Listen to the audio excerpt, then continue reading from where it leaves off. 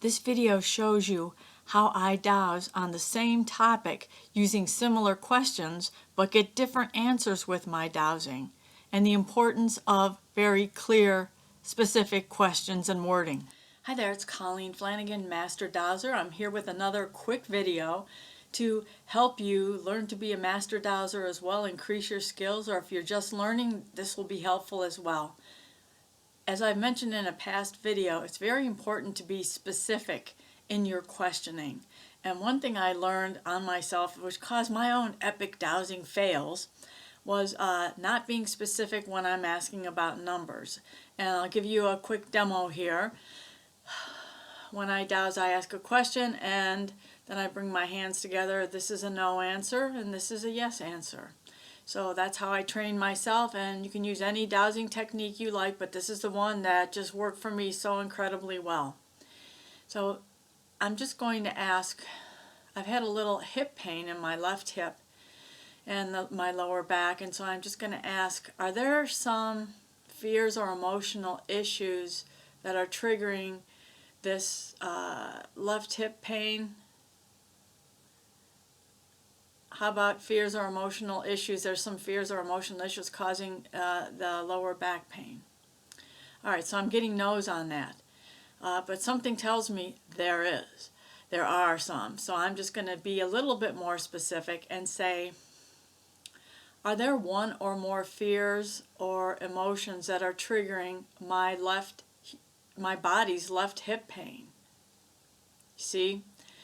Are there some fears or emotional issues or emotions or situations that are triggering my lower back pain, my human body's lower back pain? Yes. So you see, I asked similar questions, but I got different answers. I used the actual numbers, one or more. I said my human body or my body.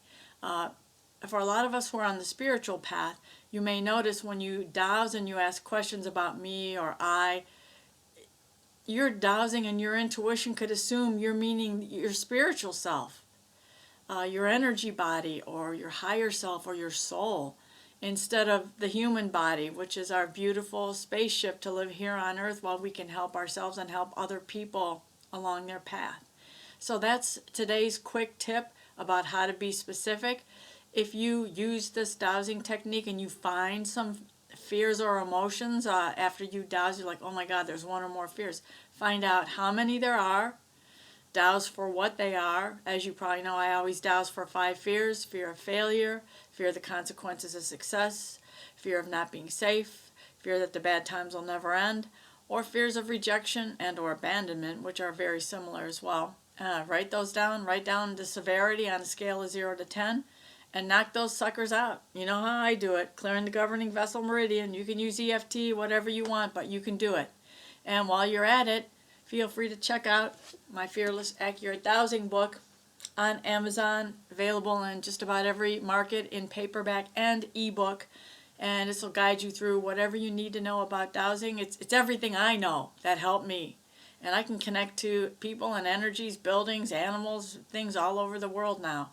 You can do this too. You got this. It's in you, or else you wouldn't be watching these kind of videos. So blessings on your path. Dowse like a maniac. Peace out. Decode life's mysteries. Learn dowsing today and help yourself, family, friends, and animal friends.